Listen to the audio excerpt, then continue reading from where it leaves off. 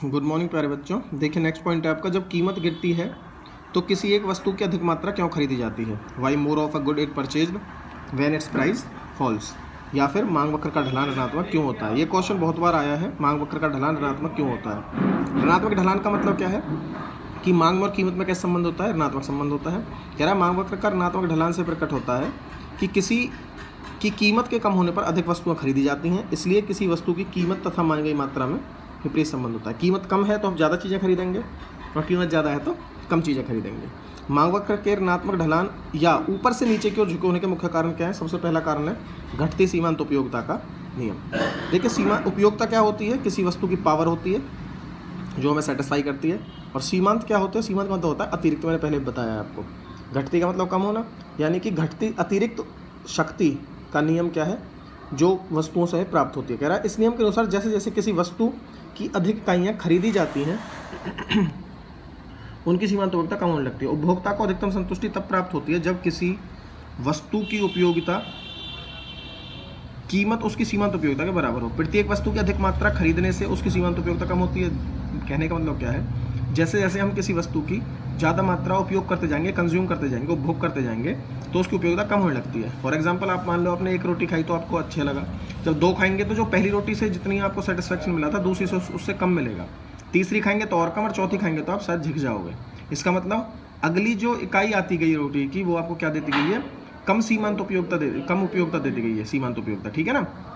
इसलिए उपभोक्ता उस वस्तु की अधिक मात्रा तभी खरीदेगा जब वो सस्ती मिले या कम कीमत पर मिलेगी। ठीक है, क्योंकि कीमत और उपयोगिता दोनों क्या होनी चाहिए, बराबर होनी चाहिए।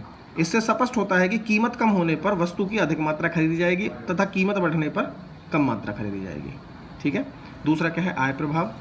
एक वस्तु की कीमत में परिवर्तन होने के फलस्वरूप खरीदारों की वास्तविक आय में परिवर्तन होने के कारण वस्तु की मांगी गई मात्रा में होने वाले परिवर्तनों का आय प्रभाव कहते हैं। कैसे, वास्तविक आय वह आय है जो वस्तुओं और सेवाओं के रूप में मापी जाती है। कीमत कम होने पर वास्तविक आय बढ़ जाती है। मान के चलिए कीमत 100 रुपये, हमारी आय 100 रुपये है, ये क्या है, इनकम है। ठीक है, ये कितनी है, 100 रुपये है। किसी वस्तु की कीमत थी 10 रुपये। ठीक है, अब वो घटकर कितनी हो गई है, 5 रुपये हो गई है। देखिए आय अभी भी 100 ही है, लेकिन वास्तविक रूप से देखा जाए तो इस कीमत पर हमारी आय ज़्यादा है ना। 10 में हम 10 चीज़ें खरीद सकते थे, लेकिन 5 में कितनी खरीद सकते हैं, 20 चीज़ें खरीद सकते हैं। तो इसका मतलब क्या, कीमत के कम होने पर हमारी वास्तविक आय क्या है, बढ़ जाती है। इस बढ़ी हुई वास्तविक आय का प्रयोग वस्तु की अधिक मात्रा खरीदने के लिए किया जा सकता है। अतः वास्तविक आय बढ़ने के कारण वस्तु की मांग बढ़ती है। इसके विपरीत कीमत बढ़ने पर, मान लो कीमत बढ़ जाती है, 20 हो जाती है इस बार, कितनी, 20, तो 5 ही चीज़ें खरीद सकते हैं। ठीक है ना। इसके विपरीत कीमत के बढ़ने पर वास्तविक आय क्या हो जाती है, कम हो जाती है। इसी कारण से वस्तु की मांग क्या हो जाती है, कम हो जाती है। ठीक है। उसके बाद प्रतिस्थापन प्रभाव है। प्रतिस्थापन वस्तुएं जानते हैं कौन सी होती हैं, जो एक के स्थान पर दूसरे प्रयोग में लाई जाए। प्रतिस्थापन प्रभाव से अभिप्राय है जब एक वस्तु अपनी स्थानापन्न वस्तु की तुलना में सस्ती हो जाती है तो उसे खरीदा जाता है, दूसरी वस्तु का प्रतिस्थापन कर लिया जाता है। भाई एक वस्तु सस्ती होगी दूसरी की अपेक्षा, जैसे मान के चलिए बॉल पेन और शाही वाले पेन है, तो शाही वाले पेन सस्ते हो गए तो लोग कौन से पेन खरीदेंगे, शाही वाले पेन खरीदेंगे, बॉल पेन नहीं खरीदेंगे। उदाहरण के लिए जब एक्स वस्तु की कीमत कम होती है तो वाई वस्तु की तुलना में सस्ती हो जाती है, तो वस्तु एक्स को खरीदा जाएगा, स्थानापन्न कर दिया जाएगा वाई की जगह पर। चाय तथा कॉफ़ी स्थानापन्न वस्तु है, चाय की कीमत कम होने के कारण कॉफ़ी के स्थान पर प्रतिस्थापन किया जाएगा, इसे प्रतिस्थापन प्रभाव कहते हैं। इस प्रकार के कारण उपभोक्ता अपनी संतुष्टि को अधिकतम करने के लिए उस वस्तु की अधिक मात्रा खरीदता है जिसकी कीमत क्या होती है, प्रतिस्थापन की तुलना में कम होती है। अर्थात कम कीमत पर ही हम ज़्यादा वस्तुएं खरीदते हैं। उपरोक्त उदाहरण में उपभोक्ता कॉफ़ी के स्थान पर क्या पकड़ेगा, चाय पिएगा, इसलिए प्रतिस्थापन प्रभाव के कारण चाय की मांग बढ़ जाएगी। इसके विपरीत यदि चाय की कीमत बढ़ जाती है तो हम कॉफ़ी खरीदेंगे, चाय नहीं खरीदेंगे, इसके फलस्वरूप कॉफ़ी की मांग बढ़ जाएगी। ठीक है। ये कुल मिलाकर हर चीज़ ये समझा रहा है कि कीमत के कम होने पर हम ज़्यादा वस्तुएं खरीदते हैं। ठीक है। उपभोक्ता समूह का आकार।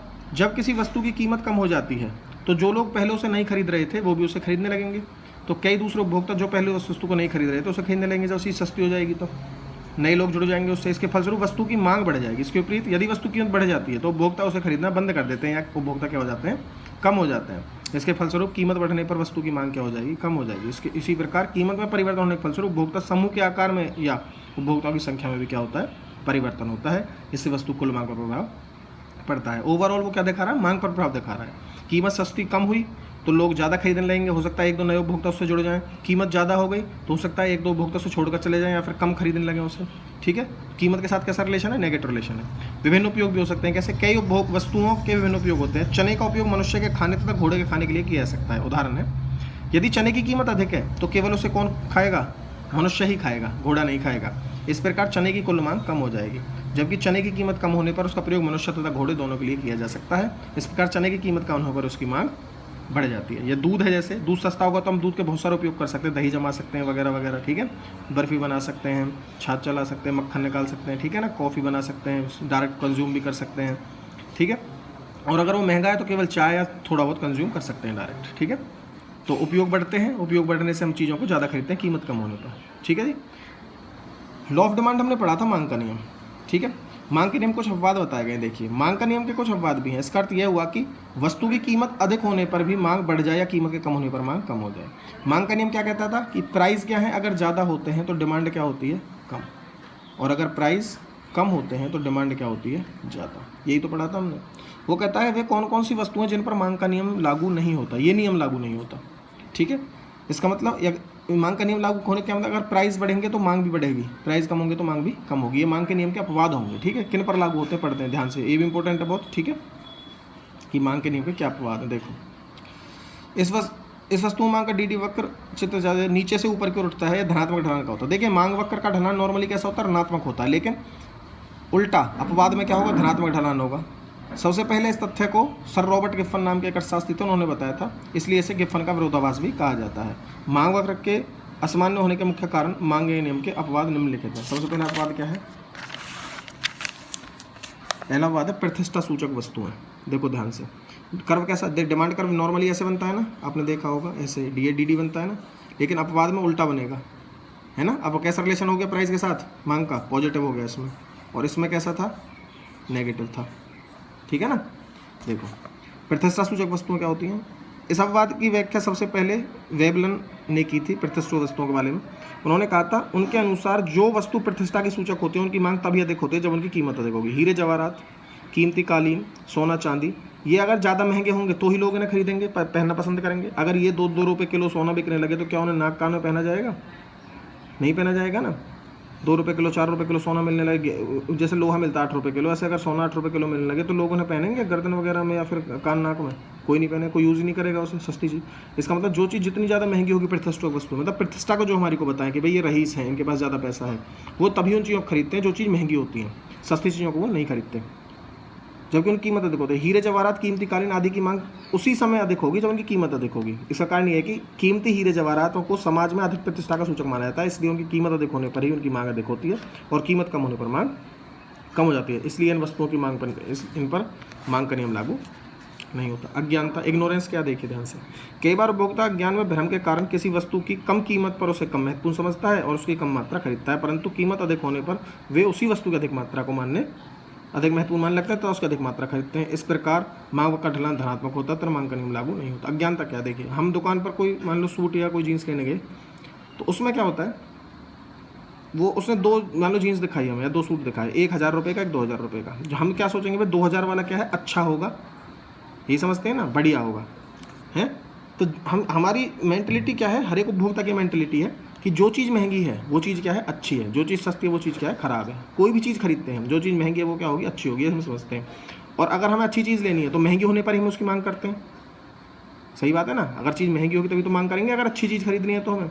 तो अज्ञानता के कारण हम इस भ्रम में पड़ जाते हैं जिन पर मांग का नियम लागू नहीं होता। कीमत बढ़ने पर हम उस वस्तु को खरीदते हैं, अच्छी चीज़ खरीदनी है तो अगर हमें। तीसरा क्या है, गिफ्फन वस्तुएं। गिफ्फन वस्तुएं जिनकी कीमत प्रभाव तो धनात्मक होता है। कीमत प्रभाव धनात्मक का मतलब क्या, कीमत बढ़ेगी तो मांग बढ़ेगी, कीमत कम होगी मांग कम होगी। और आय प्रभाव ऋणात्मक होता है कि अगर आय ज़्यादा है तो मैं इन्हें नहीं खरीदूंगा, और आय अगर मेरी कम है तो मैं इन्हें खरीदूंगा। अन्य शब्दों में गिफ्फन वस्तुएं हैं जिनका कीमत प्रभाव धनात्मक है, अर्थात कीमत के बढ़ने पर ही लोग इनकी मांग करते हैं। घटिया वस्तुएं होती हैं, कीमत के बढ़ने पर ही मांग बढ़ती है और कीमत कम होने पर मांग कम होती है। परंतु इन वस्तुओं का आय प्रभाव ऋणात्मक होता है, अर्थात उपभोक्ता के आय बढ़ने पर इनकी मांग कम हो जाती है और आगे कम होने पर इनकी मांग अधिक हो जाती है। अतः गिफ्फन वस्तुएं वे निम्न कोटि की या घटिया वस्तुएं हैं जिनका आय प्रभाव ऋणात्मक होता है।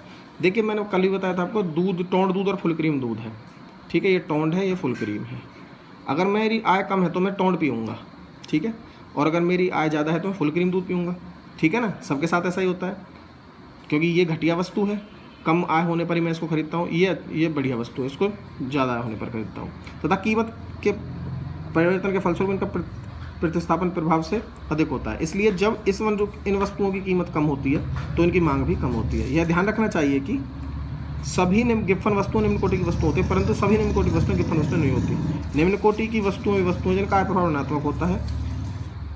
यह ध्यान देने योग्य है कि निम्न कोटि की वस्तुओं तथा गिब्बन वस्तुओं दोनों का आय प्रभाव ऋणात्मक होता है, दोनों का ही, गिब्बन या निम्न कोटि की, परंतु गिब्बन वस्तुओं का कीमत प्रभाव धनात्मक होता है, जबकि निम्न कोटि की वस्तुओं का कीमत प्रभाव भी कैसा होता है, ऋणात्मक होता है। इसलिए गिब्बन वस्तुओं पर मांग का नियम लागू नहीं होता, जबकि निम्न कोटि की वस्तुओं पर मांग का नियम लागू हो सकता है। क्लियर है? मैं आपको इनके कर्व भी बना के बता दूंगा, ठीक है, आगे आएंगे। वैसे भी तो आपको ये पढ़ना है अच्छे से है। एक बार ये और पॉइंट देख लीजिए, अपवादों को मान्यता नहीं समझना चाहिए। कह रहा है यह महत्वपूर्ण है कि मांग के नियम के अपवादों को नियम की मान्यता नहीं समझना चाहिए। अपवादों से अभिप्राय उस असामान्य स्थिति से है जिनमें मांग का नियम लागू नहीं होता। बेशक नियम की मान्यताएं पूर्वतः बनी रहे, मान्यताओं को अपवाद में परिवर्तन न करें, ठीक है। मान्यता अलग चीज़ है, जैसे मान्यता हमने कल पढ़ी थी ये वाली, ठीक है ना, बहुत है कोई परिवर्तन ना हो, रुचि अपराधों को परिवर्तन ना हो। और अपवाद क्या है, जिन पर मांग का नियम लागू नहीं होता है, ठीक है। तो आपको पढ़ना अच्छे से, रिटर्न वर्क भी करना है, ठीक है। Thank you so much.